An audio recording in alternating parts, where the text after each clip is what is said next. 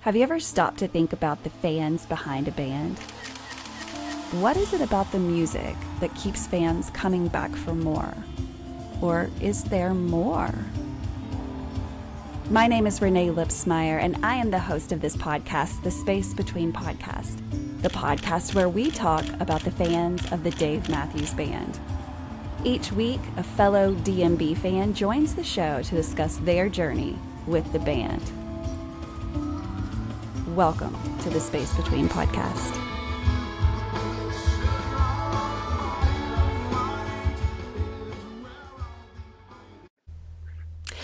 Hey guys, welcome to another episode of the Space Between Podcast, the podcast where we talk about the fans of a band that has been putting out music for over 30 years. So if this is your very first time to listen to this show, welcome. Thank you for listening. We are going to be talking about our favorite band, and we hope that it's one that you like because we're going to talk an awful lot about it, the Dave Matthews Band.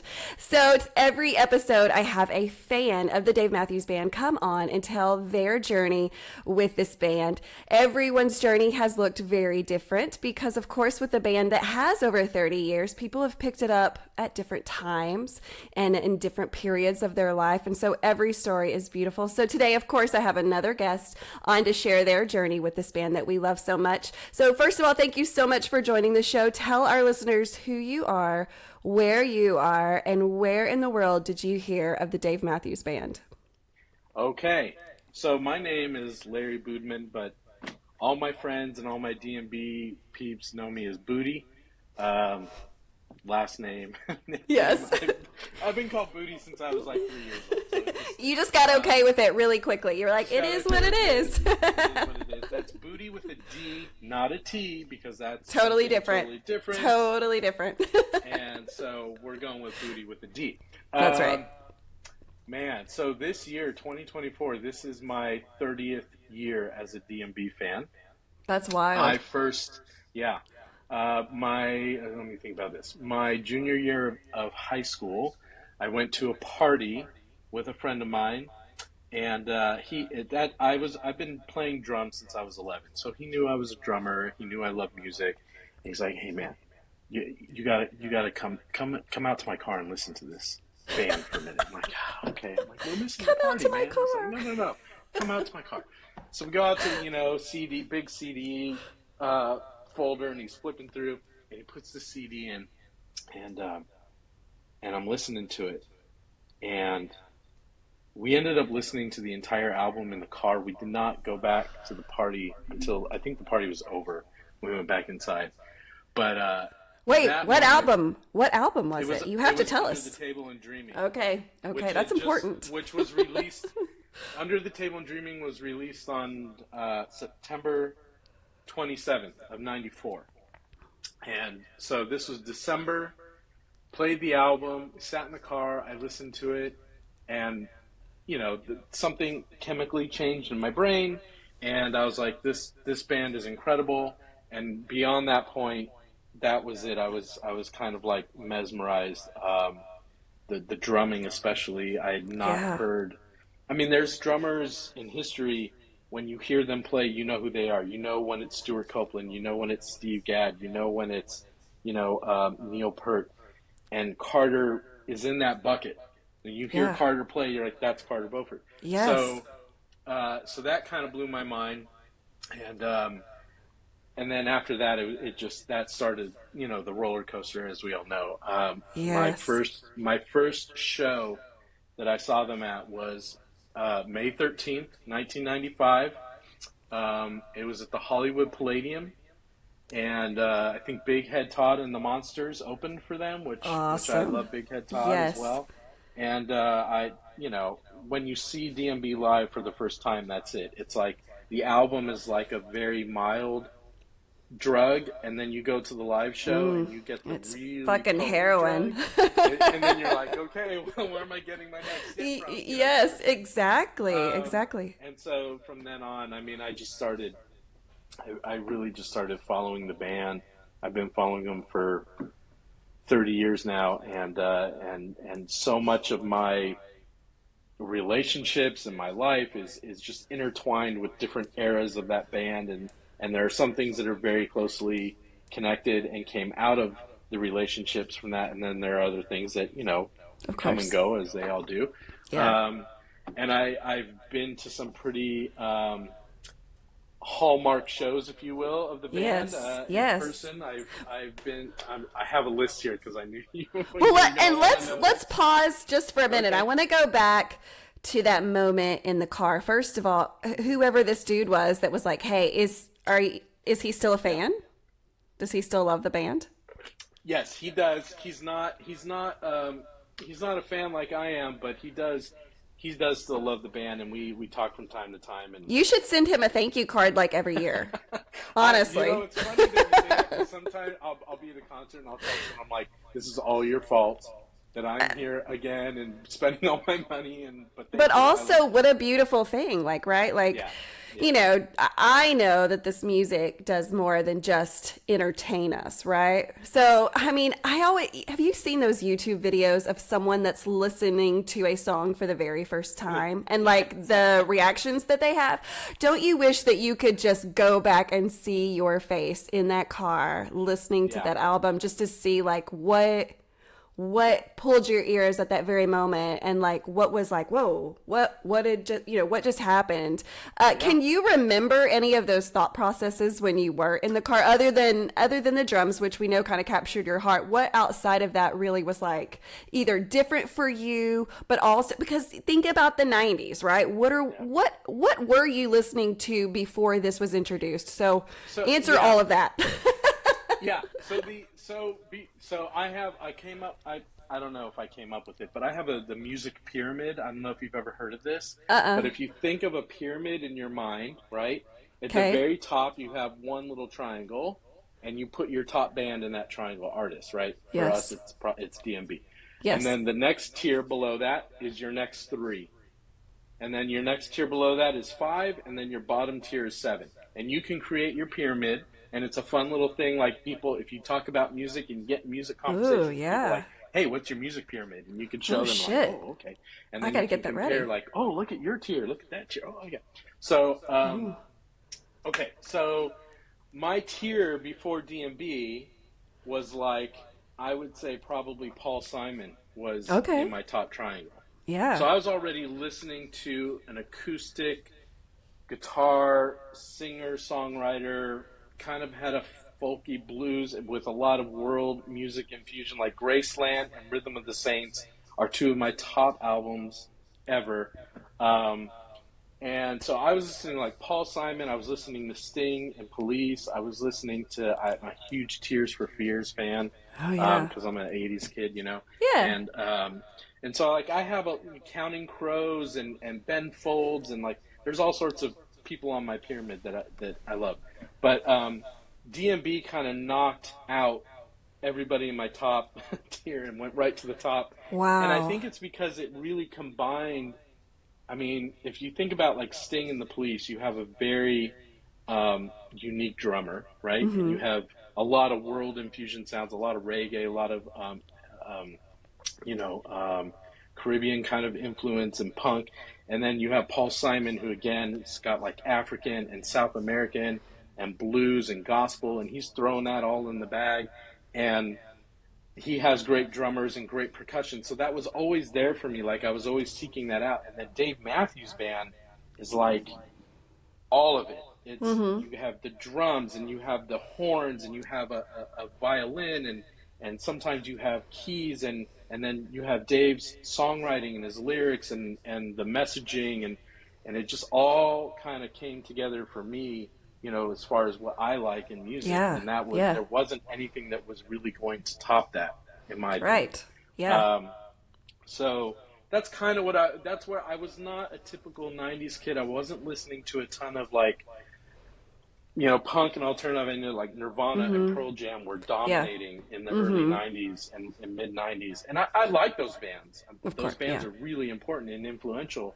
But that Yes. wasn't I started on like the first CD that I bought when I was old enough was Bitches Brew by Miles Davis. Like I was a jazz Oh kid. shit! I was I love listening to that. like Yeah, I was listening to weird shit, No, that's and amazing. kids were always like, "What are you listening to? What are you?" I'm like, "Listen to Nirvana." I'm like, "Oh, I like this stuff."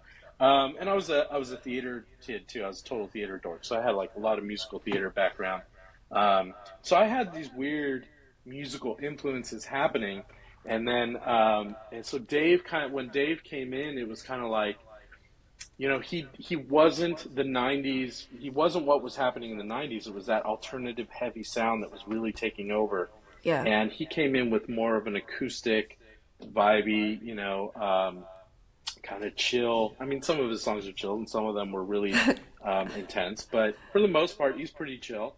And it just, that was me. That was my sensibility, Yeah, which is why my friend was like, "You got to hear this. I think this is," he that knew makes that I sense. loved Paul Simon and Sting. He's like, this band is, you're He gonna love this. knew. Yeah, He he knew. knew. Oh my Oh God. yeah. Yeah. Well, see, I think that's so important to kind of understand one's musical background. You talk about that music pyramid. Honestly, to God, I'd never heard of, I'm not in the Oh, music industry. sweet. I don't know any of those things. So It's not a music just, industry thing. It's just a way oh, to organize your thoughts on what well, you love. you have given me homework, sir, and I cannot thank you enough because My I pleasure. will probably be that girl that like takes a picture of it and puts it in my phone and don't Yeah. think I won't break it out at a That's concert what I and be have. like, I have it in my here phone. we go.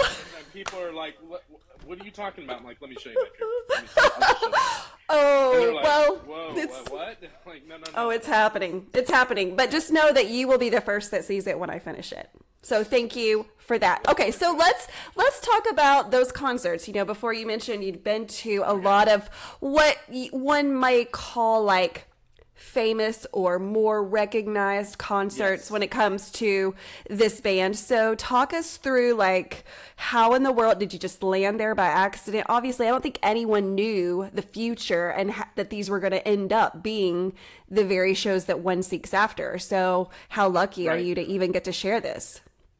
Yeah. Well, and the thing is too, you don't know it until it starts happening because you go to your first Dave show and you're like, "That show was amazing. That was the fucking greatest show I've ever seen. I want to see them again in concert." And then you go before that, I've been going to a lot of concerts. I'd seen, Oingo Boingo in concert. My brother took me to Depeche Mode concerts. I had already been going to concerts in my teenage years, so I had I loved concert. I love live music. So I and normally you go to a concert, you see the band, they're doing a tour, they play the set, and the next show they play, it's going to be the same set. Maybe they'll move one or two song ordered, whatever, but they're playing the same set, the same way, pretty much the whole tour, right? Yes. So I go to my first Dave concert, I'm like, "This band's amazing. I got to see them again." And I go to a second Dave concert, and I'm like, "That was a totally different concert. Amazing still, but they did not do the same set at all." Yeah. And these songs were the jams were different. They did different stuff. It was like, and I'm like, is this gonna happen every time? Like, if I go to another concert, a third Yeah. concert, is it gonna? So you start going, and you're like, okay, they don't do what everybody else does. They are a Right. jazz band that is improvising on stage, and every night is going to be a different show. Because people ask me, like, "How can you go to show after show after show on tour?" I'm like, "You don't understand. They're not the same show. Right. It's like the same band, totally different set list, totally different jams. You're getting a totally different show, and it's just that's why it's same as the Dead did that, and some other bands where people will just follow them because they're getting a different experience every time. So I went to a lot of shows, but the big ones that people may know, like I was at the Live in Chicago show in December of '98. Um, that was an incredible show. That they released that as one of their live albums. I joined the Warehouse in December of '98. The Warehouse actually didn't go live until I think January '99. Correct. And I kept wanting to join the Warehouse, and they said, "No, we're not, we haven't pushed live yet." And so I called them. I called them for like 3 days straight. And they're like, "Just give us your information. We'll take it down. We'll put you on the list." So I joined like before they pushed it live. And years later, this is a side story. Years later, I got I'm not the one that like ever complains about my seat locations or anything. Of I'm not course. that way. Yeah. But one year, like 10 years later, like after I've been a member for a long time, I put in for this concert. It was like the one tour, show I was going to go on the tour. And I got like lawn and like terrible seats. And I called them and I said, "Is there anything you guys can do? I understand if not." And she's like, "Oh, let me look at your account." She puts me on hold. She comes out. She goes, "Oh," she goes, "You have really high seniority. You're like number 27 in the where after all the staff that had Wow. initially joined and Yeah. all the crew, the lay people like us. I was like pretty high up in the." And she goes, "Yeah, you should have gotten better seats than that. I'm gonna fix that for you." And then I got great Wow. seats. But so I was like, "Oh, I'm glad I called them for 3 days Absolutely. and got If in." only it worked that easily now, but thankfully Yeah, they have yeah. way more fans, so things have to They run have way more differently, of fans. course. Yeah, yeah, yeah. Let's see. I was at Mile High before they closed that venue in '99, July of '99. Alanis Morissette opened for them, and Holy she came out shit. and did "Don't Drink the Water" with them. Oh I was shit. on the rail for that show, and I left that show with some pretty bruised ribs. I did Oh, not what? enjoy being on the rail, but it was No. fun. It was great seeing her. Wow. And what a show to Um, be on the rail for. yeah, Holy it shit. was a great show. People dream of that happening again. Do you know They that? do. I know, and she should. They should do it again because it They was should. honestly it was amazing. Um, they didn't do Spoon though, which I was like, why didn't they do Spoon with her? I don't know. They did Don't Drink the Water, but they didn't do Spoon. I was like, Something okay, different, maybe, you know? something different. I Yeah. was at listener supported, which was 9/11/99, Oh, and yes. there's a tidbit to that. The shirts for that concert. I don't know if you've ever seen the shirt. I don't know. The front of it's an olive green shirt, and the front of it just says DMB like up here in the corner, and then the Uh, back of the shirt has a skyline of New York City, and in the middle are the Twin Towers, and above it says 9/11/99, and so you just look at that shirt and you're just like, wow. whoa, okay. Um, but we all know Wow. listener supported was an incredible. I mean, that was a monumentous live show. Some of the Yes. best live versions of like 41 and Last Stop. I mean, they all spin off of that show. And I was so fortunate to be there. Was it And you had no Charlottesville? idea. You just showed Had up. no idea. Had no idea. I was at Charlottesville in '01. That was after they had recorded Every Day. That was their first big homecoming back to Charlottesville. They did 2 nights there. Um, and frankly, those were the 2 worst DMB shows I've ever seen in my life. Oh, They wow. were terrible. And Why do you say that? there's a reason why, because we're getting into some weeds here, but Every Day was like the first album that was, Glenn Ballard produced that, and he produced it like a pop album. They wrote all the music ahead of time, Dave and Glenn did, and then the band kind of came in, they handed them charts, and they said, "This is what you're playing," and it was not what the band had been used to. Like, they organically would write songs and they'd rehearse and they'd work them out on the road, and then they come in the album studio and record them. They didn't do this for that album. So when they hit the road for that tour for Every Day, they were, frankly, this is all my opinion. I That's don't what the think they show were is. I don't think they were well rehearsed. And because the songs were not road tested like they used to do, and because they didn't, really work them as a band, and they were mostly like just coming in with parts, the songs just didn't gel. Like, I remember Yeah. I think they opened one of those shows with "I Did It," and it was horrible. It was like I was watching the show going, what, where, what happened to this band? Like, these guys, like, now when I say they were horrible, I mean they were horrible for the Dave Matthews Band. Any Right. other band that you would compare them to, they were still great musicians. They were still playing well, but it just wasn't them Right. until they got into some of their other songs from other albums. I'm like, okay, there they are. But Yes. those 2 shows were not great. And people are like, "What was the worst show you ever seen?" I'm like, Charlottesville. It was not good. Madison Square Garden in New York in '02, James Brown came out and played with them.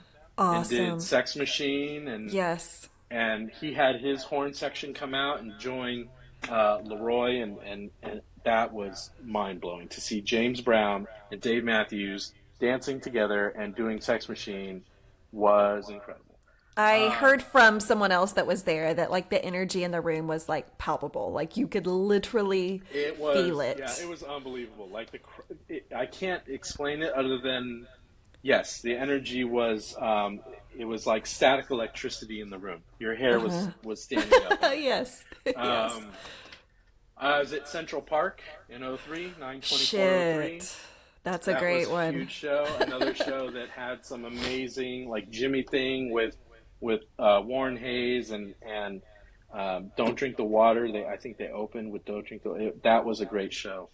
Let's talk about that I show only for a second, just because Yeah. I wasn't there, and in that time, I just I was not there. But I've seen videos, of course, of that, and what sticks out to me most is just the amount of people that were Yeah, it was there. huge. It looks like It a was huge. forever lawn of just a sea of people. So how was that for you? And like, did you find that most of the people that were there, since there were so many people there, were really into it? Or was it just a lot of like traffic, people Yeah. talking? Like, what was the atmosphere like? So I had, I think I purchased, like, they had VIP tickets because it was like an AOL event. So Oh, long ago. yes. Yeah, it was sponsored by AOL, and so they had VIP tickets, which I think I purchased one of them. It's like 250, and that got you like basically in the front section off to the side of the stage. So you weren't on the rail, but you were. I wasn't way in the back. I was really close to the stage. Um, Awesome. I really couldn't see the crowd at that Yeah. point. I Yeah. do remember though, trying to get into the park was a nightmare. There were I can't so many imagine. people trying to get into Central Park that, it took a few hours even to just get there on foot, which I Wow. ended up having to do because there were no cabs available. Yeah. The streets were gridlocked, so I ended up walking like, I don't know, 50 blocks or something, which in New York is only like a couple miles. But well, like 50 blocks, got to my entrance. I got there right as they were starting, so I barely had time to get myself sort of situated. But yeah, looking back, like I've seen those pictures, it was a massive crowd. And that was really Yeah. my redemption because I begged my parents when I was 13 years old to go to New York City to see Paul Simon in Central Park in 1993 or 90. And of course, they said, no, you're not going. We're not going to New York to see Paul Simon. And I was so bummed. And I think that was the largest concert in Central Park. It was, Paul Simon had 100,000 people show up for that one. I Wow. don't know what the number was for Dave, but he was close. It's a Um, lot.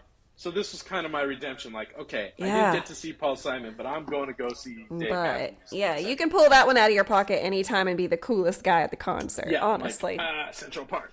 Yeah. I was at Golden Gate Park concert Oh shit, as that's well. an Yeah, another amazing one. that was in '04. That Santana came out and played on Yes. a couple songs with them. That was Yes. amazing. So I good. was at Hollywood Bowl in '07. John Mayer came out and did 41 with them. That was pretty unbelievable. And I was at the Staples Center on August 19th when Leroy passed away. I was there for that night as well. Wow. That was a Yes. tough one. Yes. Um, and I've seen Dave and Tim a bunch of times as well in Vegas, and So what were your first thoughts when you separated the band and you just had Dave and Tim? Tell me what your thoughts were. Because people think different things when you just take a couple of people out of the band, and tell me what yeah, your thoughts were. I I loved it because if you're a fan of the Dave Matthews Band, well, if you're a true fan, Oh, you're, fighting words. yeah, I know, right? Yeah, very judgmental. If you're a true fan, you're a fan of the music. That is the core. That is, obviously the fans and the culture and all that stuff. That's great and that's fun and that's like cherry on top. But it's really the music that probably brought you in the first place. And so Yes. Dave and Tim is really the core. I mean, you're stripping away the band, you're stripping away the solos and all the amazing musicianship that those guys bring, and you're just basically hearing the music and the song. It's about the song and the lyrics. And so for me, I loved it. Did I miss Carter and everybody? Yeah, of course. I love Carter, Yeah, but of course. it's a different show, and it's a different vibe, and it's a different feeling. And I remember It's a like all the different way to appreciate the band. well, exactly. It almost forces you to like just listen to the song Yes. and the lyrics. Yes. Like Timmy's Yes. doing really cool shit, of course. But Yes. it's really about Dave, and it's like this is the core of the song. This is the genesis of everything else. And I really appreciate that, as a musician and just, Yes. loving the songwriting. It's great to just sit in the chair. Also, you go to the concert, like, okay, you're going to be standing most of the night, and people are going to be dancing, and they're going to be rowdy. I kind of like having that change of like, you know what, everyone's going to sit down, and we're going to listen to these songs. And even Dave was Yes. like, you can dance, and just try to dance in your chair a little bit. You don't stand up and get in the aisles, because then they're gonna. And he would always make his jokes and stuff, and I was like, yes, just sit in your seat and listen. Like this is great. Yeah. And so I really loved him, but not everybody. No, I agree. I just like to hear your take on different things because it is a different sound. It's a different feel, just like you were saying. So I just wanted you to pick that apart a little more. So are there any other concerts that you've been to that kind of have stuck out in your journey? I mean, I've been to a lot of concerts, Dave concerts specifically. Yeah. I've been to in my life, I think 380 concerts. Oh, wow. But not Dave Matthews. That's just total. A total. It's basically where I spend all my spare money. I feel you. Yes. But for Dave, I've been to a lot of concerts. There's been concerts where there's been like amazing standout moments, or they've had amazing guests like Herbie Hancock and John Mayer and Santana and James Brown. Like I've seen a lot of guests with him, which is one of the things I really love about them. Yeah. It's like, you never know, like what one time at Irvine Meadows, which is a venue that no longer exists out here, but they played, and Bella Fleck and the Flecktones came out on 41. And that version of 41 ended up being like 22 minutes or something like that. And it was, it was unbelievable. It's amazing. Yeah, so I kind of live for that's what I really like. When I go to the concerts, I'm like, man, I really hope he brings out some really great, guests. So. You really do have to be into music, I think in general, to be into the Dave Matthews Band, because again, that is what it's about. But we talk about 22-minute versions of songs, and someone that's not into it, that's going to be their worst enemy. They're going to be like, what? Like, why would you sit there for a song that's 22 minutes? I'm like, again, you have to understand that the Dave Matthews Band is a jazz band. They are a jazz band. They are musicians that take turns soloing. They throw it to each other. They're talking to each other musically on stage. They're communicating. They are not a pop band. They are not they're not a rock band. They're a jazz band that is playing progressive fusion music. And if you understand that and you go into it with that expectation, then it makes sense. Okay, you go to a jazz performance in New Orleans at Preservation Hall, you're going to see a song that's going to be 20, 22 minutes long because they're all taking solos and they're all taking turns, and then they bring it back and then they do this and they do that. That's totally normal. Yeah. And then, people get, I can't stand Dave Matthews Band. Their songs are, you go to an hour and a half concert and you're only going to hear 7 songs. I'm like, yeah, sorry. It sounds amazing. I think it would be so disappointing. Not that this is ever going to happen, but in a hypothetical world, if I were to ever go to a Dave Matthews Band show and they gave me the studio or the album version of a song, I'd be like, fuck you. I know y'all can do better than this. I'd be like, what the fuck was that, guys? But like, I totally agree. And the thing that keeps everyone coming back is like every tour, that you are going to hear a different solo in the middle of Jimmy Thing. You're going to hear a different type of solo in Rapunzel or whatever, and it's going to be funky, or it's going to be chill, or it's going to be like heavy Yeah. metal. They're going to change it up, and they're going to do something different. And you're going to be like, oh, I like that one, or you know what, Yes. I like the one from 5 years ago. Can you bring that one back? Because I like Yeah. that better. But you're always going to get something different, and Right. that's what I love most. I think most about the band is Yeah. just how they constantly take the same song and make it fresh every time.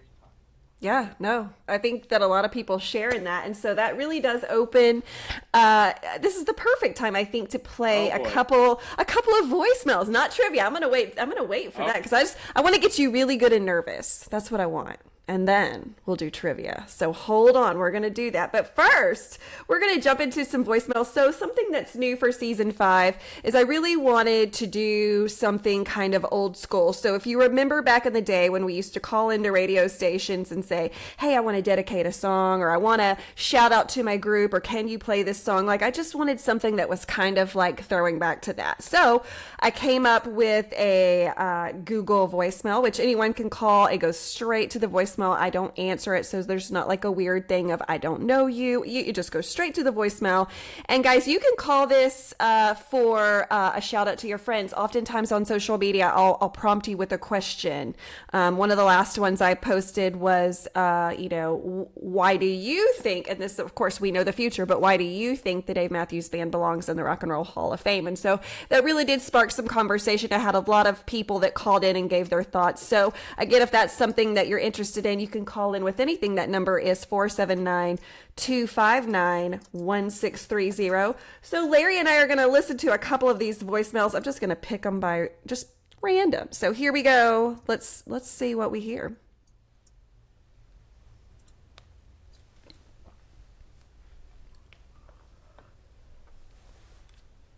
A two-part answer. For album-wise, it's...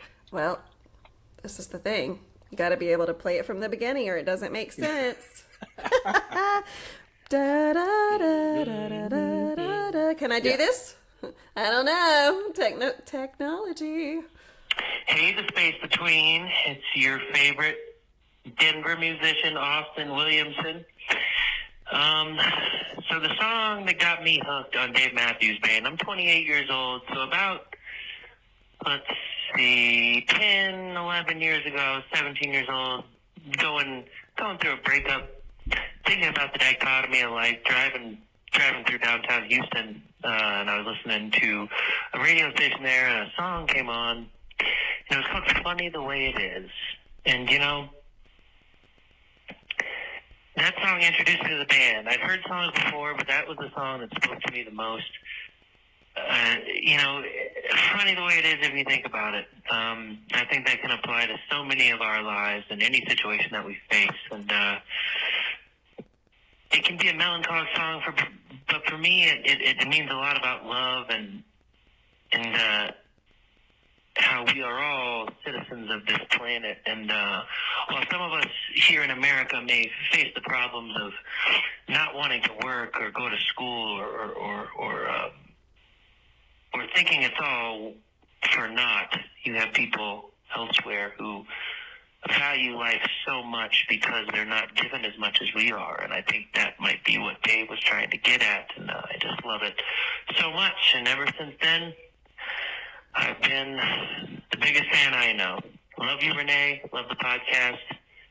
God bless you all. Awesome. Thank you, Austin. It's interesting how each song can really touch each of us in very different ways, maybe even to the point where they mean different things to us. And I like to talk about that. And I think, obviously music is a form of art. It is art. And so oftentimes art is up for interpretation. And I think that the band gives us that freedom in these songs to be able to take it as you need it, right? There may be meanings that they had behind all of that, but they're also okay with you pulling what you need out of it. And sometimes that can change, right? Listening to any given song 5 years ago, it may mean something completely different today. And that's a conversation that I love to have with people because, again, this band has we've met this band at different phases of our lives at different times, and what we needed at that time is often different, and it was able to fill that void, if you will, in whatever way. And so thank you, Austin, for calling in. Let's take one more. Let's see what we're gonna get here. So this is Julie. The Dave Matthews Band song that hooked me was 41. A friend gave me 41 on my 41st birthday. Yes, I'm late to the Dave game, but that song saved me in every possible way at a hard time in my life. And those lyrics are my mantra. That's awesome. I mean, that she just said 41 changed her life, you know? And that's beautiful. 41 is definitely not the song that's changed my heart. I love it. It hasn't changed my heart, but it has for so many people. It's and she says she's late to the Dave game. There's no such thing, right? You found it. You found it. That's all that matters. Any time of their life. That's exactly right. That's exactly right. Yes, there's plenty of room. Come on in. The water is fine. Hey, lady, it's Christina Thorson calling. I am driving to Atlanta to go get on the airplane to head to the Europe shows, and I'm super excited. I am sure I will see some of you wild and crazy people over there. I was just listening to the episode with Stephanie talking about Keep Kids in School in Mexico, and we've contributed to that several years when we've gone down. Usually financially, because schlepping the school supplies is not in my wheelhouse, so hopefully that's helping with those folks going to high school in Mexico. Anyway, always be kind, and we will see you guys at shows. Thanks. So I think this kind of is a good segue to like the next part that I, of course, like to talk about, because this is a podcast about the fans of the Dave Matthews Band. This is not a podcast about the Dave Matthews Band. Do we talk about it? Of course we do. But this is about the people that have fallen in love with this music and what that's meant in their lives. And so, you know, one of the things that I hear often and have seen now that I am also a concert goer on the regular to see the Dave Matthews Band, that hasn't always been a part of my life, and it doesn't have to be part of your journey in order to be a fan. I'm so thankful that that is part of my journey now. But I have learned outside of the music, but also because of the music, people's lives have been impacted and filled them with so much love that it has given them an opportunity to spread that love and spread, you know, so many beautiful things that people need. And often at tailgatings, you will see charity works of charity at a Dave Matthews Band concert. The band themselves is very mindful of our universe and the needs that it has, and often speaks about that. But what are some ways, you know, once we go to these concerts, of course we're meeting other fans. Have you really considered yourself plugged into this community? And if so, what does that look like for you? Yes. I used to be more so when I was younger. And it's changed over the years, but yeah, there's definitely a group of DMB fans that are my family. And that we know each other. We've been to a lot of shows together, and we always look forward to seeing each other and their lifelong friendships. For me, it had a little bit more of a direct impact. I'll give you the brief rundown. I started chatting in the warehouse. I don't know if you remember when the warehouse first started. There was a chat forum, and it was like instant messaging. You could chat and talk to everybody, and so I used to chat to a lot of people in the warehouse, and I met some local Southern California people there. And one of the people that I met early on, her name was Phyllis, Phil Dog. She's great. And we talked, and we struck up a friendship, and then we ended up going to a lot of shows together. And in 1999, we went to a show up in Shoreline, which is up near San Francisco, in Mountain View, and Phyllis comes running to me in the park. We get out of the parking lot, she's like, "Boody, you got to come over here and hear this kid playing his guitar." I'm like, Okay. So I go over there, and there's this guy. He's young, 19-year-old, 20-year-old, and he's playing his acoustic guitar out in the parking lot, and his songs were great. They reminded me of Dave, and great guitar playing, great songwriting, good voice. And we started talking. His name is Genji, and we started talking. And he lived in LA, and I'm like, I live in LA. And he's like, cool. We should get together and jam sometime.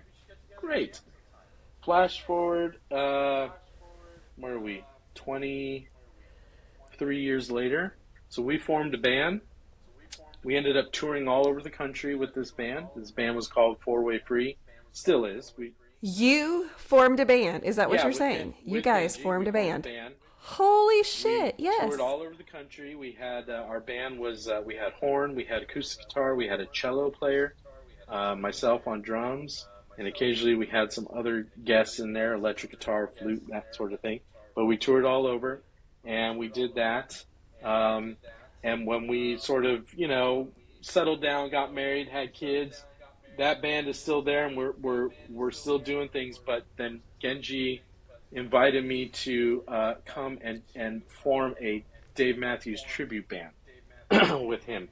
And I was like, man, I don't know that number one, I don't know if I can play that kind of music, like even try to get close to what Carter's doing on some of these songs. Yeah. And number two, like that Yeah. just seems like a very gluttonous thing for me to do. Like that's like a fat kid eating donuts all day long, playing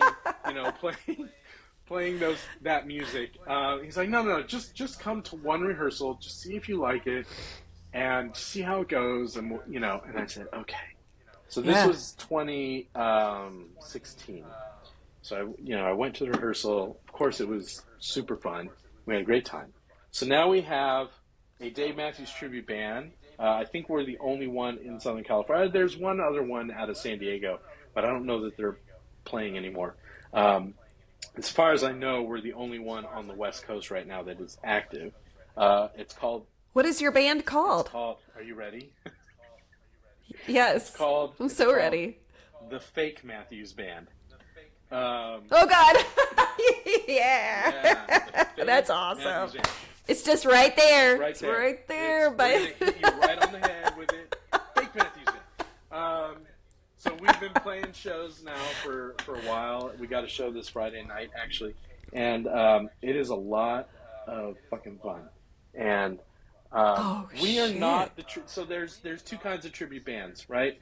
There's a tribute band that try to look like the band. They try to do everything exactly like the band. Everything has to, when you go to see that tribute band, they're trying to give you the experience of actually seeing the real band. There's like Beatles tributes that do that, like the Fab Four, and there's, and there is a Dave Matthews tribute band out there that I'm aware of, and they really try to do that, and those guys are great. That is not what our band does. Our band, we are trying to capture the essence of the Dave Matthews Band and the spirit, but we're not trying to be exactly like the Dave Matthews Band, because honestly, nobody is going to do that. I'm not trying to play every Carter fill and lick, because nobody's going to be able to do that, because Carter is Carter. That's it. What we are trying to do is have fun with the music. We do a lot of cool mashups that you might not hear with the Dave Matthews Band itself. We do, we're a lot more flimsy than, not flimsy, but whimsical than I think some of the other tribute bands that are like, no, we got to do it this way because this is how Dave does it, or we got to do it this way. Like, we're just gonna have fun. So we have a lot of fun, and I think the Dave fans that come out and have heard us really have a good time and really enjoy it, and so that's kind of been my journey. I've had girlfriends. Dude, that's amazing. I know. It's a lot of fun. It's a lot of fun.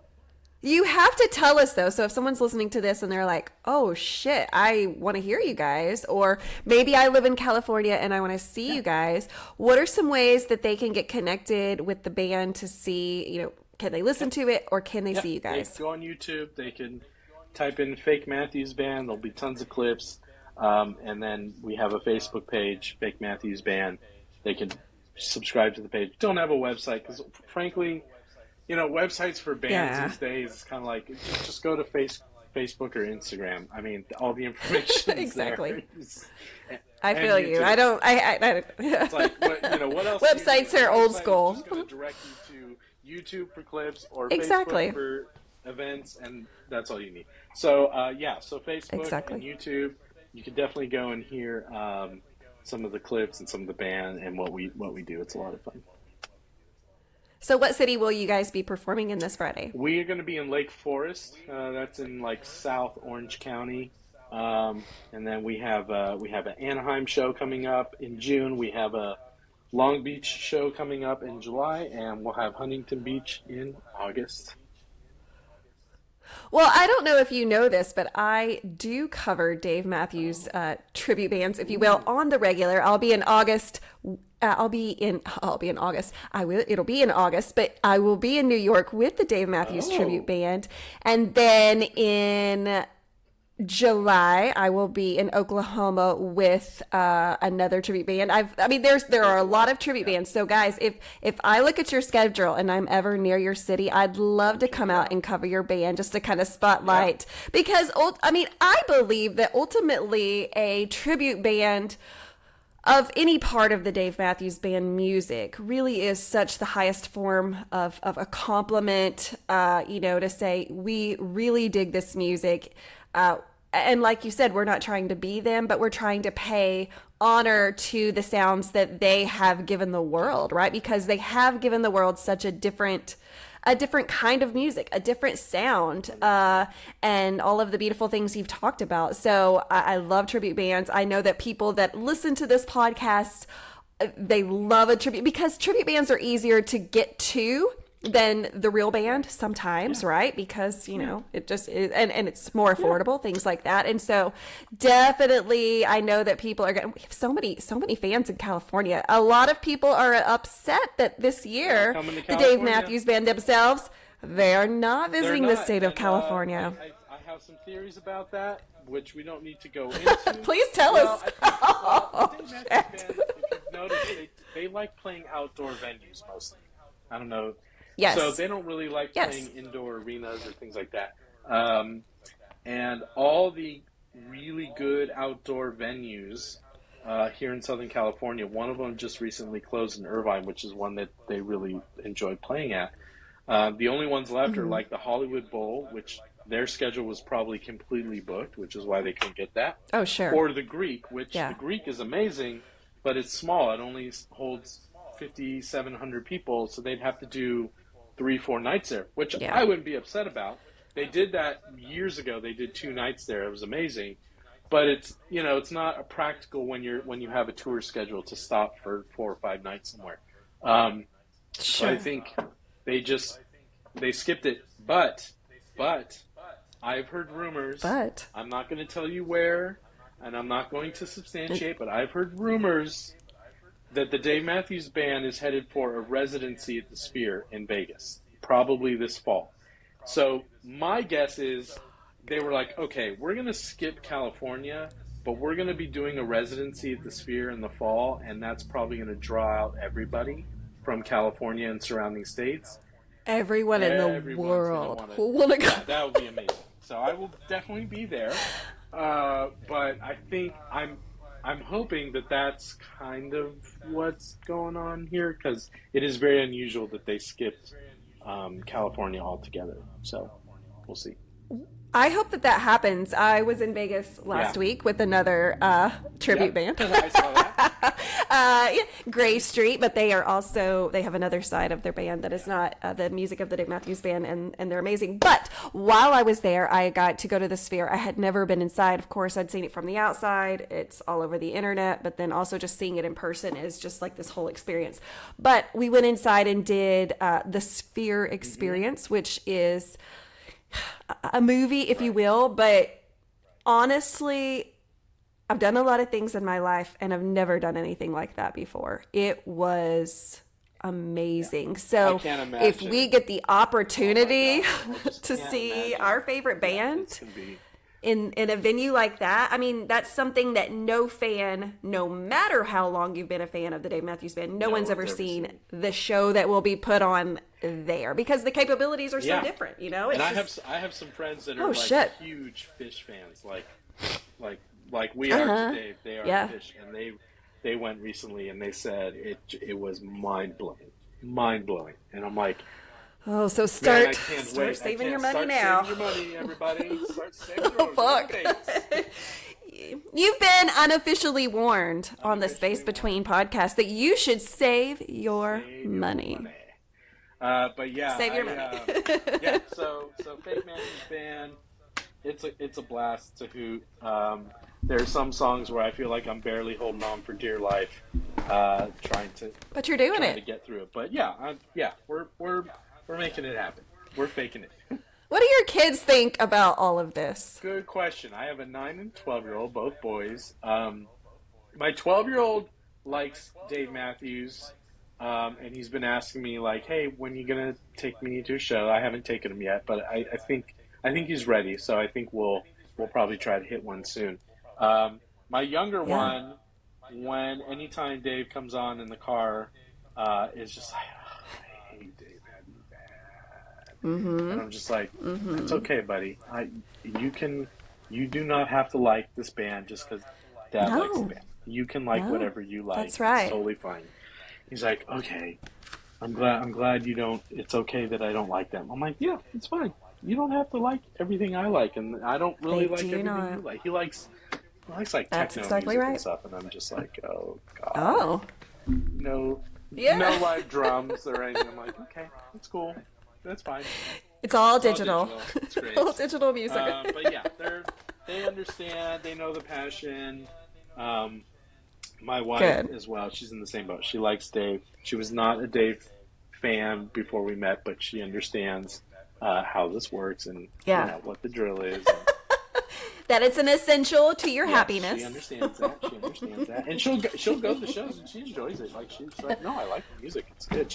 Sometimes she's like, oh, that song went on a little too long. I'm like, no, you're crazy. It was fine. It was perfect. 22 minutes. Couldn't they have done it in 12? Couldn't they just stopped after that third verse? I'm like, no. God.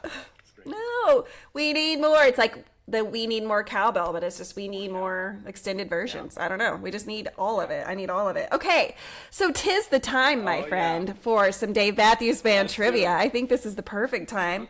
Yeah. I've sorted through. Again, if you're watching, if you're listening to this, thank you. But just know that you can also watch this on my YouTube channel, which is simply just the Space Between podcast on YouTube. So I am a self-identified nerd when it comes to the Dave Matthews Band. Do I know everything? No, but I love that because there's so much to learn when it comes to this band. 30 years. Obviously, I've not been part of I was 11 when they started, so I wasn't part of it always. And so I have such a great opportunity to learn more and learn more and learn more. And as I've learned more, I have typed it up and put it in a binder. So if you're watching this on YouTube, you can see. I literally keep this in my car, especially when I'm driving to a venue, because you never know when the time is right to pull out that book, and then everyone's going to be like, fuck yeah, I want to do trivia. You never know. Hey, that's a good I love song. trivia. You never know. Hey, it is a great song. Look at me just... It is a great song. Oh, God. Yeah, I mean, you have a whole different appreciation now, because trying to somewhat play their music in your own style, but it's a whole different appreciation when you're actually having to learn how to physically and mentally do it I've had to with your spend body. a lot of time breaking down Carter's parts, and I have an app that can slow it down and just extract a drum part. And so I'd listen smart. to that very slowly. I'm like, what the fuck is he doing? That's great. That's awesome. God, technology, know, right? thank God. Technology. Okay, so let's start out with this question. And we talked about this before we recorded, but we're going to give a little bit of a pause after I read the question, just for you guys that are listening to this or watching this at home, so you can play along. So we are going to do some Dave Matthews Band trivia. Always a fun time. So we'll start with this first question. Here we go. What is the name of the charitable organization founded by the Dave Matthews Band? I'll read that one more time just for everybody to have a little bit of time. What is the name of the charitable organization founded by the Dave Matthews Band? You let me know when you All want right, to Booty. answer. Any thoughts? You go right ahead. I'm pretty sure it's Bama Works. You are right. You are right. Bama, Bama? B-A-M-A works. Bama. I don't know. Bama. I say Bama because you're from Alabama. It has nothing. I'm from Arkansas. Totally different state. But Arkansas, Alabama. It does start with an A. They have the beach. We have lakes. Yeah, totally different. We have lakes. Wonderful. But that is it. Yeah, it is a beautiful place. Dave does come here, so I feel like we are now recognized as a state. Yeah, Dave comes to your state, then you're doing well. You're on the map. Boom. Well, there's a lot of Arkansas connections to the Dave Matthews Band. One may not know that unless you dig deep into the staff that is part of the Dave Matthews Band. But there are Jerry, the driver for Dave. He is from Arkansas. He does not live here anymore. Once you get money, you move out of the state. That's what I hear. Okay, all right. That's what happens from what I hear, unless you're a Walton and you stay the fuck here because that's where the money's at. But yeah, Jerry is a resident of Florida now. But I also know a truck driver that drives for the Dave Matthews Band. He's from Malvern, Arkansas. And so a lot of Arkansas connections to the Dave Matthews Band. Okay, so second question. Okay. The Dave Matthews Band member, Boyd Tinsley, released his own solo album titled what? This one is, I guess it's technically not Dave Matthews Band trivia, but we're really going to pick apart the members of the band. Obviously, Boyd Tinsley is no longer a member of the Dave Matthews Band, but was a founding member, if you will, and will also, just as we've learned in recent news, will be inducted into the Rock and Roll Hall of Fame with the band. If I can just give my personal opinion on that right quick, and we'll just remember this show is all about our personal opinions. I feel like that was 100% the right move. We can take away things that we don't have to take away the things that people have done and the things that we're doing right now. However, you cannot deny the fact that he was part of the band for a very extended part of time, and he was part of the band or part of the original sound, right? Because he played an instrument that is no longer part of the Dave Matthews Band. So a lot of people love that part of the band. So I feel like it was a good move. I feel like it was the right thing to do. What are your thoughts on Boyd Tinsley being inducted into the Rock and Roll Hall of Fame? I agree with everything you said. It'll be interesting to see if he performs with them at the induction ceremony. Correct. That I'm not sure how I feel about. I do agree with everything you said. I also agree with the band and their decision to, push him out. Yes. I hear a lot of people complaining that Boyd's not there and the band's not the same. I'm like, you know what? The band, yes, the band is not the same technically because you don't have this particular sound that you were used to hearing in the band. And I love the violin as well.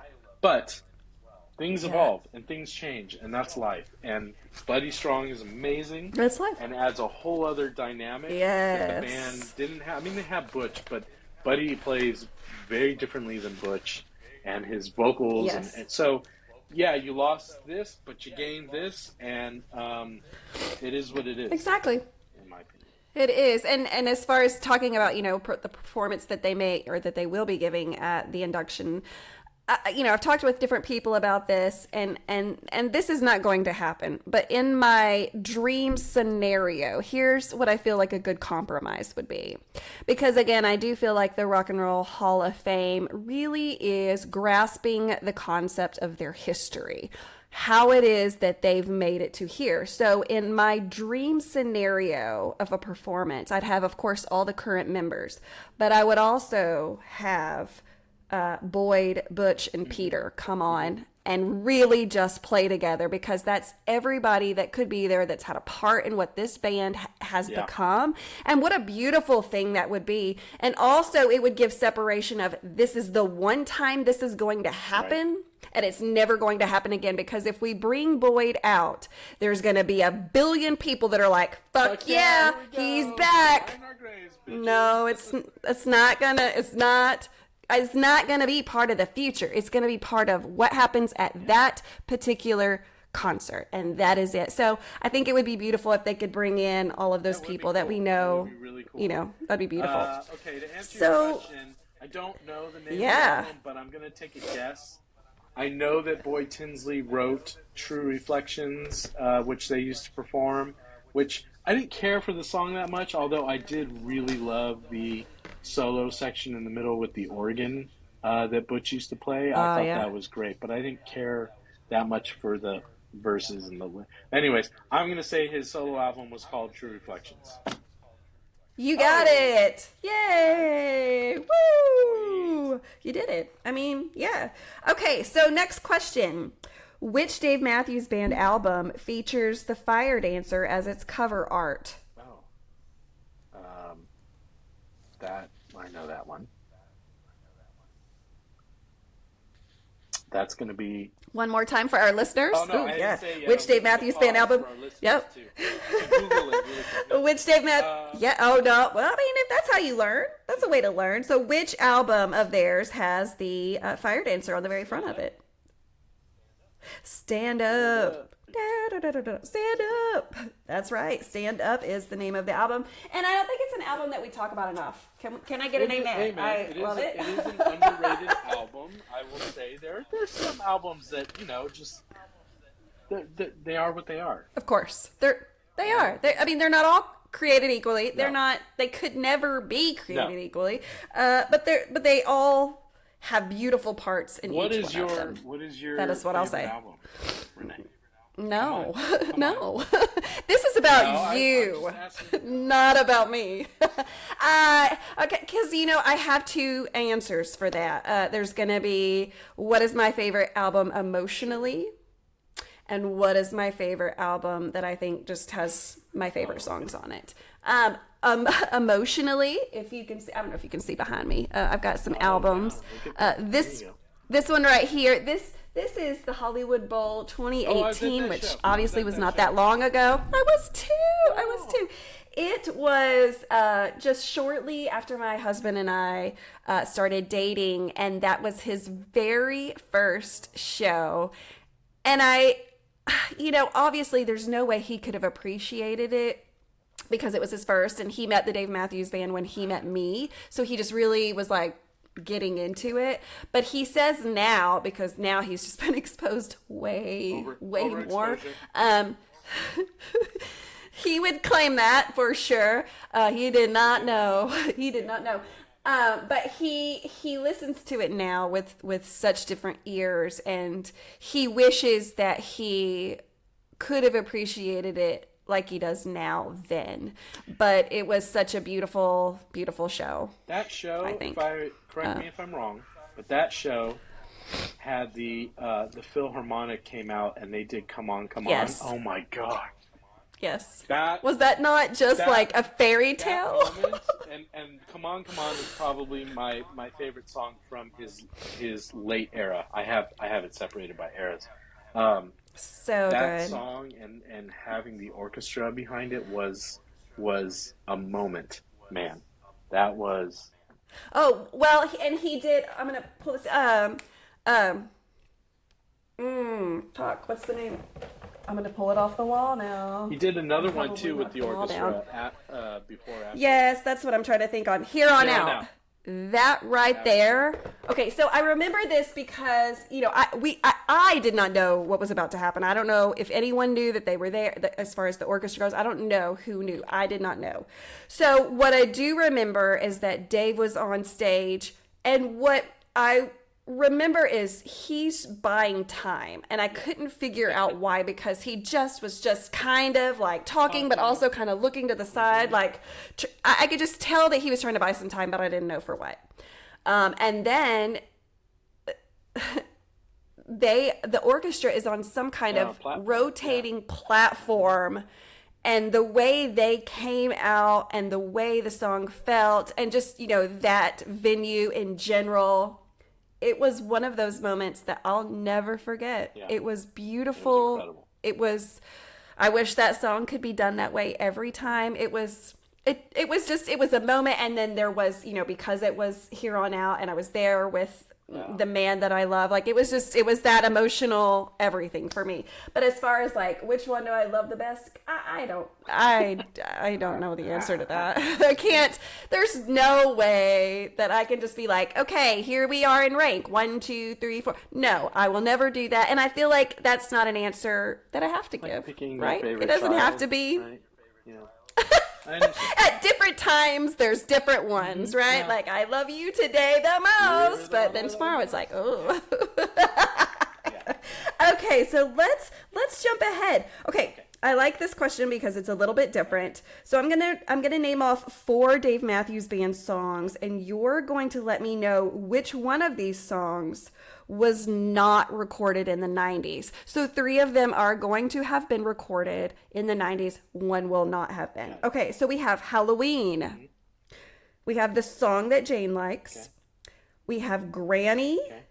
And last one, If I Had It All.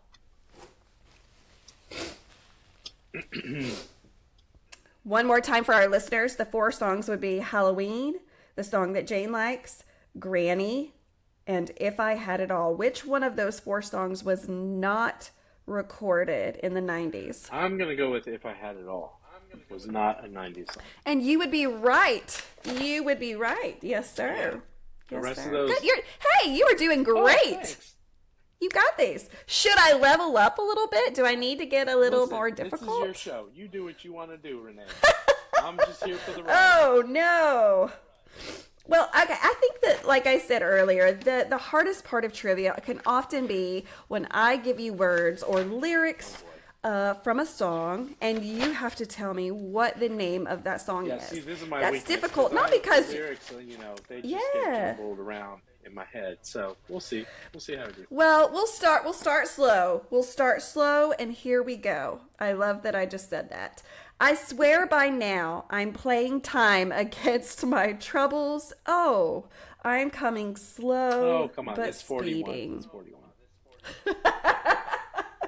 Yes, okay. Correct. Right. Okay. In the world, your balloon, peeping Tom for the mother station. Maybe Satellite? I'm not sure on that one. Yes. Oh, okay. Yes. Right. Dang, I'm trying to trip you up. Okay, which one do I think is the most of God? Okay, let's just go let's venture out a little bit more. I probably get it wrong as much as I get it right, but I got it right, woman, when I caught your eye. It's very hard just to read that without saying it. I'm not sure. I'll go with maybe She, but I don't know. I'm gonna read it one more time. Probably get it wrong as much as I get it right, but I got it right, woman, when I caught your eye. Probably get it wrong as... I just hear it in my head. Nope, I can't place that one. Okay. Can't place that one. You're going to kick yourself. I feel it. Spaceman. Oh, okay. Yep, there it is. Yeah, you hear it now? Yep. You hear it? Mm-hmm. Yeah, yes. Yeah. I mean, yes. It's tougher to do it this way. I'm not one of those fans. So there's fans that, like, before the show, what's he going to open with, and how many times has he played this song, and how many times does he open with that song? Right. That is not me. I am not the DMB nerd when it comes to the stats. I've been to a lot of shows. I love the music. I love the band, but I'm not the guy that's going to tell you, like, I don't know all the, so. Yeah, no, that is tough, but I went that direction but also tough. You've gotten all of them right, except for that one. So let's do one more, and we'll do one more. Okay, let's see. You know what, I'll do this one because I got it wrong, And I got it wrong in a very public way, and I actually had somebody message me and tell me I didn't know anything about the Dave Matthews Band, and that's cool. Whatever. See, that's not. Well, I digress. Whatever. Whatevs. Okay. What does JTR stand for? John the Revelator. Yeah, I said Riveter, I think, once upon a time on air. John the Riveter? Listen. Listen, that's cool. I said, I don't know. But yeah, totally got reamed. Man, people are mean. Come on. I don't know everything. I don't know everything. I don't know everything either, clearly. I had no idea where those lyrics were from, Spaceman. But yeah, John the Revelator, that's crazy, but it's a good song. Great unreleased song. There's so many It's songs so that good, they and haven't it's... released, and I'm like, man, come on, you can just put these on the album. But I mean, what? It's beautiful, but it's almost kind of like an insurance policy for the band. Like, if we ever need to put out an album, oh shit, we got stuff ready. They can put out 3 more albums and still have more songs sitting there in their quiver. It's unbelievable. That's right. Yeah. That's right. It's right. Well, it's unbelievable what this band has been able to do. I mean, 30 years, we're going into our 34th year with the band. We've got 33. That's even wild to say, as most musicians don't get that time. Would you agree with that? I don't think they do. I would agree with that. There are bands, obviously, that have a lot of longevity and have been around a long time, but there are very few that tour as constant as this band does. I think in the time that they started touring, they've only taken off 3 years, 3 tour seasons that I can recall. Otherwise, they've been on the road every year. And there are very few bands that do that and can do that. Right. And so, yeah, I think DMB is an enigma in that sense, and one of which we probably won't see again maybe in our lifetime. And it, yeah, I think about that moment a lot. That like the day that they are done, and what that's going to look like and how that's going to feel, and I know that that's like a shitty thought, but it's inevitable. No, we think about it, and it's something that all the fans are going to have to come to terms with at some point. I mean, Carter's 64 now. He's getting up there. And so eventually that band they're not going to really be able to tour much anymore. And that's so right. That's you right. have to enjoy it now. We have to prepare. Enjoy it now, because we're not promised tomorrow. I'm surprised that we've gotten to the time that we have, not because I'm surprised in them, just surprised in general, because this is not something that happens. And so what a time to be alive. What a time to be alive. I mean, we've got the Dave Matthews Band. People that bitch about Boyd not being in the band and this and that, and Dave talking politics on stage, like, just shut up and enjoy the time that you have left with this band, because this is not going to be here forever. They're not going to do this forever. And so you just have to be in the present moment and enjoy what it is. That's right. my message That's to all exactly you right. fans out there. Yeah, listen up, everybody. Larry, I cannot thank you enough for, being willing to take some time out of your day to share, in your journey. But, I love that people do want to talk about the Dave Matthews Band, because it makes me feel a little less crazy knowing that there are people out there that love them, if not as much as I do, more. It's beautiful that so many people have found this, and it's beautiful what so many people have taken from it, how it's navigated our lives have been changed because of this music. And that's a crazy thing. I don't think people talk about enough the impact that music has on so many people. And I think that that's a story that needs to be talked about more. I say this every show because I think it's worth saying that most of us get up and we turn that TV on or turn the radio on, and often the first thing that we hear is something bad, right? Something that's bad that's happening, because there's so much hate and there's so much just heartbreaking things going on in the world. So, you know, I think talking about these beautiful things like music and bands and what it's done for all of our lives is a great story. And so I hope to be continuing this. We know that the Dave Matthews Band fan, you know, there's at least 35,000 of us, as the joke goes, there's only 35,000 fans, but we all go to all of the shows. So I know that I have at least 34,900 more stories to go, because I have 100 now. So I hope to be doing this for a long time. So guys, if you, thank you. It's been a beautiful thing. It's changed my heart, and I know that it's made an impact on so many other people that really have just found so much solace in this band. So again, Larry, thank you so much for offering up your story. Guys, if you're listening to this and you are interested in sharing your own journey, please reach out to me on any of the socials. You can find the Space Between podcast on Facebook, Instagram, TikTok. Of course, you can email me as well. But if you're interested, everyone's journey looks very different. You do not have to have ever gone to a show, but you do have to love the Dave Matthews Band. And so reach out to me. I'd love to have you on the show. But in the meantime, guys, be sure to follow us, because the Space Between podcast is about to be on the road, which is exciting, because guess what? The Dave Matthews Band is on its way to the United States to start the U.S. tour in Tampa, Florida. So the Space Between podcast will be there in West Palm Beach, in the Woodlands, and in Dallas, and we'll be in other places. So definitely stay tuned on social media. But in the meantime, guys, peace, love, and Dave Matthews Band. Thank you, Larry, so much.